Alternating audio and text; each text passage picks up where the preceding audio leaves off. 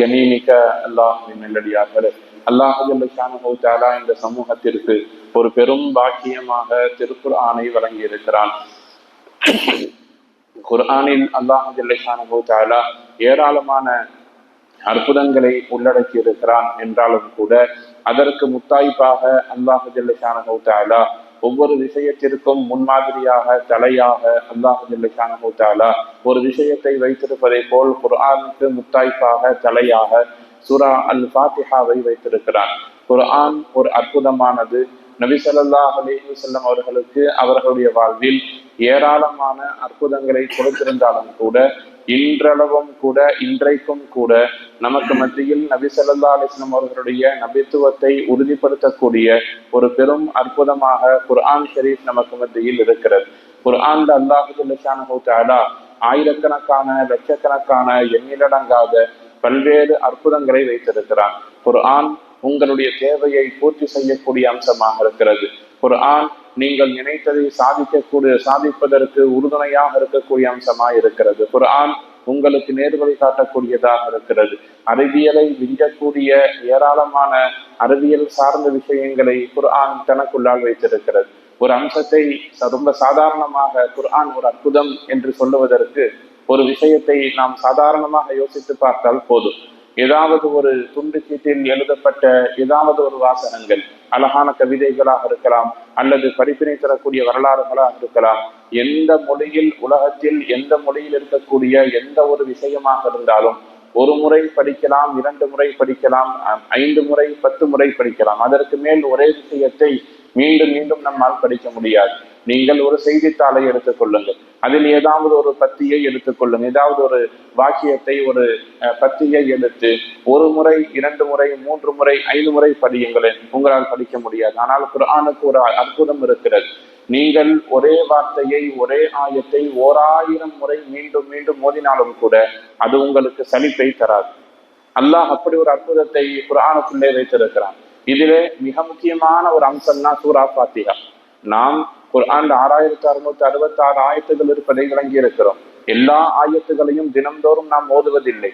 ஆனால் குறைந்தபட்சமாக ஒரு முஃமின் தெரிந்திருக்கக்கூடிய மிக சொற்பமான சூறாக்களில் ஒன்று சூரா ஃபாத்திஹா. நீங்கள் எங்கே சென்றாலும் சூரா ஃபாத்திஹாவை ஓதலாம். நீங்கள் தொழுகைக்காக வேண்டி தக்பீர் கட்டினால் அது ஃபர்தாக இருக்கலாம், சுன்னத்தாக இருக்கலாம், நஃபிலாக இருக்கலாம், எந்த ஒரு தொழுகையாக இருந்தாலும் சூரா ஃபாத்திஹா இல்லாமல் அந்த தொழுகையை நீங்கள் கடந்து விட முடியாது. அப்படி ஒரு நாளில் தொழுகப்படக்கூடிய எல்லா தொழுகையிலேயும் மீண்டும் மீண்டும் சூரா ஃபாத்திஹா ஓதப்பட்டு கொண்டே இருக்கிறது. நாம் கேட்டுக்கொண்டே இருக்கிறோம், நாம் ஓதிக்கொண்டே இருக்கிறோம். ஆனால் ஒருபோதும் நமக்கு அந்த சூரா சலிப்பு தட்டியதே கிடையாது. அல்லாஹ் அப்படி ஒரு பெரும் அற்புதத்தை வைத்திருக்கிறான். யோசித்து பாருங்கள், நீங்கள் எடுத்து ஓதியும் பாருங்கள். தொழுகையில் ஓதுவதை பற்றி பேசுகிற பொழுது நபி ஸல்லல்லாஹு அலைஹி வஸல்லம் அவர்கள் தங்களுடைய வாழ்நாளிலே எந்த ஒரு தொழுகையிலேயும் சூரா ஃபாத்திஹா ஓதாமல் தொழுததில்லை. லா ஸலாத்த இல்லா பி ஃபாத்திஹத்தில் கிதாப். சூரா ஃபாத்திஹா இல்லாமல் தொழுகை இல்லை என்று நபி ஸல்லல்லாஹு அலைஹி வஸல்லம் அவர்கள் சொல்லியிருக்கிறாங்க. இமாம் ஷாஃபி ரஹ்மத்துல்லாஹி அவர்கள் அவர்களை பின்பற்றக்கூடிய மக்களுக்கு சொல்லக்கூடிய விஷயம் என்னன்னா, நீங்கள் ஃபாத்திஹா தொழுகை ஓதுவது ஃபரல்னு சொல்றாங்க. ஃபரல்னா என்ன அர்த்தம்?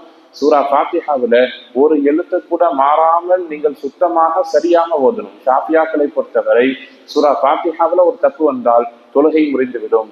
ஒருவேளை நீங்கள் சூரா ஃபாத்திஹா ஓத மறந்து விட்டால் தொழுகை முறிந்துவிடும் என்று சொல்லக்கூடிய அளவிற்கு சூரா ஃபாத்திஹா ரொம்ப முக்கியத்துவம் வாய்ந்த ஒரு அம்சமாக இருப்பதை நாம் கவனிக்க வேண்டும். அதே போல எத்தனை முறை மீண்டும் மீண்டும் மோதினாலும் சலிப்பு தட்டுவதில்லை என்பதற்கு இன்னொரு அற்புதமான ஒரு பயன் இருக்கிறது, வெளிரங்கமான பயன். உங்களுக்கு ஏதாவது ஒரு தேவை இருக்கிறது, நிறைவேறாத ஹாஜத் இருக்கிறதுன்னு சொல்லி சொன்னால் ஒவ்வொரு நாளும் ஃபஜ்ர் தொழுகைக்கு பாங்குக்கும் இகாமத்துக்கும் மத்தியிலே பிஸ்மில்லாஹோடு சேர்த்து 41 முறை வளமையாக ஓதி வந்தால் இமாம்கள் பெரியார்கள் சொல்லுகிறார்கள், அல்லாஹ் அந்த சூரா ஃபாத்திஹாவின் பரக்கத்தால் எப்பேற்பட்ட உங்களுடைய ஹாஜத்துகளாக இருந்தாலும் நிறைவேற்றுவான். நீங்கள் என்ன துவா கேட்டாலும் அது உங்களிடத்திலிருந்து அல்லாஹ் ஜல்ல ஷானஹு தஆலா பரிபூர்ணமாக கபூல் செய்வான். எப்பொழுது கிடைக்கும்? சூரா ஃபாத்திஹாவை மீண்டும் மீண்டும் ஓதினால் கிடைக்கும். அல்லாஹ் அப்படி ஒரு பரக்கத்தை ஃபாத்திஹா சூராவில் வைத்திருக்கிறார். புகாரி ஷரீஃப்ல பதிவு செய்யப்பட்ட ஒரு அற்புதமான ஒரு வரலாறு. ஒரு சஹாபி பிரயாணத்திற்காக வேண்டி சென்று விட்டு அபீ சயீத் குத்ரி ரலியல்லாஹு தஆலா அன்ஹு நினைக்கிறார். அவர்கள் பயணத்திற்கு போய்விட்டு மீண்டும் வருகிற பொழுது ஒரு ஊரை கடந்து வருவார்கள். அந்த ஊரில் இருக்கக்கூடிய ஒரு அரசருக்கு ஒரு ஒரு தீராத வியாதி ஒன்று இருக்கும். மக்கள் எல்லாம் என்ன சொல்லுவாங்கன்னு சொன்னா, ரொம்ப நாளா நோயினால் பாதிக்கப்பட்டிருக்கிறார்கள், நீங்கள் பார்த்தால் சாலிகான மக்களை போல் தெரிகிறது, ஏதாவது நிவாரணத்திற்கு உங்களால் வழி சொல்ல முடியுமான்னு கேட்ட பொழுது அந்த சஹாபி சூரா ஃபாத்திஹாவை ஓதி அவருக்கு ஊதி நிவாரணத்தை நாடுவார். அந்த அந்த மனிதர் முழுமையாக நிவாரணம் அடைவார், அந்த நோயெல்லாம் பரிபூர்ணமாக நீங்கிவிடும். சந்தோஷத்துல என்ன செய்வாங்கன்னா, ஒரு பெரும் ஆட்டு மந்தையை அந்த சஹாபிக்கு அன்பளிப்பாக அந்த ஊர் மக்கள் வழங்குவார்கள். அந்த ஆட்டு மந்தையை வாங்கி கொண்ட அந்த சஹாபி நினைப்பார், நாம ஃபாத்திஹா சூரா ஊதி இருக்கிறோம், இதற்கு எந்த விதமான முன்மாதிரியும் இல்லை, நாம் ஒரு காரியத்தை செஞ்சிட்டோம், அல்லாஹ் ஷிஃபாவை கொடுத்துட்டான், இது ஹலாலா ஹராமான்னு நமக்கு தெரியவில்லை, ரசூலுல்லாஹி ஸல்லல்லாஹு அலைஹி வஸல்லம் கேட்டுவிட்டு இதை நாம் பயன்படுத்தலாம்னு சொல்லி ஆட்டு மந்தையோடு நபி ஸல்லல்லாஹு அலைஹி வஸல்லம் வருவாங்க. வந்து சொல்லுவாங்க, யா ரசூலல்லாஹ், சூரா ஃபாத்திஹாவை ஓதிவிட்டேன், அவருக்கு ஷிஃபா கிடைத்தது, ஆட்டு மந்தையை கொடுத்திருக்கிறார்கள் என்று சொன்ன பொழுது, இதுல ஷிஃபா இருக்குதுன்னு உங்களுக்கு எப்படி தெரியும் என்று ஆச்சரியப்பட்டு விட்டு நபி ஸல்லல்லாஹு அலைஹி வஸல்லம் அவர்கள் இதை நல்ல விதமாக பயன்படுத்துங்கள்னு சொல்லிட்டு அந்த ஆட்டில் எனக்கும் ஒரு பங்குதாரங்கள் என்று சொன்னார்கள் என்று ஹதீஸ்களில் பதிவு செய்யப்பட்டிருக்கிற அற்புதமான ஒரு செய்தி. சூரா ஃபாத்திஹாவுல அல்லாஹு ஜல்ல ஷானஹு தஆலா இரண்டு விதமான விஷயங்களை பேசியிருக்கிறார். முதல்ல அல்ஹம்துலில்லாஹி ரப்பில் ஆலமீன் அர் ரஹ்மானிர் ரஹீம் மாலிகி யௌமிddin இய்யாக நஅபுது வ இய்யாக நஸ்தைன். இந்த 4 வசனங்கள் அல்லாஹு ஜல்ல ஷானஹு தஆலாவுடைய புகழை சொல்லக்கூடிய விஷயம். அல்லாஹ்வை எப்படி புகழ வேண்டும் என்பதை இந்த 4 வசனங்கள் நமக்கு எடுத்து காட்டுகிறது. அடுத்து வரக்கூடிய 3 வசனங்கள் அல்லாஹ்விடத்தில் எதை எப்படி கேட்க வேண்டும். நீங்க ஒட்டுமொத்தமா சாராம்சமாக கேட்கணும்னா, இஹ்தின ஸிராத்தல் முஸ்தகீம், யா அல்லாஹ் எங்களுக்கு நேர்வழியை காட்டுவாயா. அந்த நேர்வழி எப்படி இருக்க வேண்டும்? ஸிராத்தல் லதீன அன்அம்த அலைஹிம் கைரில் மக்தூபி அலைஹிம் வலல்லாலின். நேர்வழி கிடைத்ததற்கு பின்னால் அதுல எந்த விதமான மாற்றமும் இருந்து விடக்கூடாது. ஒரு சில மக்களுக்கு வாழ்நாள்ல ஒரு பெரும் அந்தஸ்தும் ஒரு பெரும் நேர்வழியும் கிடைத்து விடும், ஆனால் முடிவு மோசமாகிவிடும். சைத்தான நீங்க பாருங்க, பிறப்பு அற்புதமான பிறப்பு, வாழ்க்கை அற்புதமான வாழ்க்கை, ஆனால் முடிவு மாறிவிட்டது. அல்லாஹ் நடுவுல ஹிதாயத்தை கொடுத்திருந்தான் சைத்தானுக்கு, ஒரு பெரும் கல்விமானாக வாழ்ந்தான், மலக்குமார்களுக்கு கல்வியை போதித்தான், ஒரு பெரும் அந்தஸ்தில் இருந்தான், சொர்க்கத்தில் இருந்தான், ஆனால் அந்த ஹிதாயத் அவனுக்கு நிலைக்கவில்லை. எப்படி மாறிவிட்டான்? ஷைத்தானிர் ரஜீம், சபிக்கப்பட்ட ஷைத்தானாக மாறிவிட்டான். இதுதான் இங்கே சொல்லப்படக்கூடிய ஹிதாயத்தின் நோக்கம்.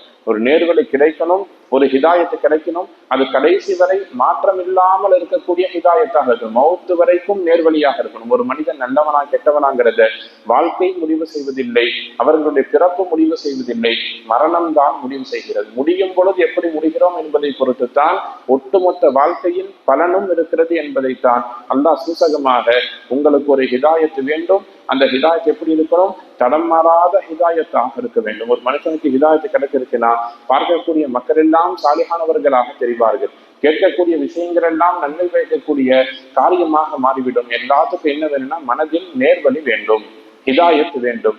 அதைத்தான் அல்லாஹு ஜல்ல ஷானஹு தஆலா சூரா ஃபாத்திஹாவிலே மறைத்து வைத்திருக்கிறான் என்பதை நபி ஸல்லல்லாஹு அலைஹி வஸல்லம் அவர்கள் நமக்கு சொல்லித் தருகிறார்கள். எனவே குர்ஆன் பாக்கியமானது எப்படியோ அதே போல சூரா ஃபாத்திஹா ஒரு பாக்கியமான ஒரு அத்தியாயம், நம்மில் ஏகமாக அனைவரும் மனனம் செய்து வைத்திருக்கக்கூடிய சூரா. அதை எப்படியெல்லாம் உங்களுக்கு தோன்றுகிறதோ அப்படியெல்லாம் பயன்படுத்தி அந்த சூறாவின் மூலம் நிவாரணத்தை பெற்றுக் கொள்ளுங்கள். அந்த சூறாவின் மூலம் உங்களுடைய தேவைகளை நிறைவேற்றிக் கொள்ளுங்கள். ஏதாவது குழந்தைகளுக்கு உடல்நிலை சரியில்லை என்றாலோ, உங்களுக்கு தேவை என்றாலோ, பிஸ்மில்லாஹோடு சேர்த்து 7 முறை ஓதுங்கள். அதன் மூலம் ஷிஃபாவை நாடுங்கள். அல்லாஹ் தன்னுடைய கலாம் ஷரீஃபின் மூலம் ஷிஃபாவை வழங்குவதற்கு போதுமானவனாக இருக்கிறார். எல்லாம் வல்ல ரப்புல் ஆலமீன் அல்லாஹ் சுப்ஹானஹு வ தஆலா குர்ஆனினுடைய மகத்துவத்தை அறிந்து உணர்ந்து வாழ்ந்து அமல் செய்யக்கூடிய நல்ல நசீபை நம் அனைவருக்கும் தந்து நல்லருள் புரிவானாக. வாஹிர் தாவானா அல்ஹம்துலில்லாஹி ரப்பில் ஆலமீன்.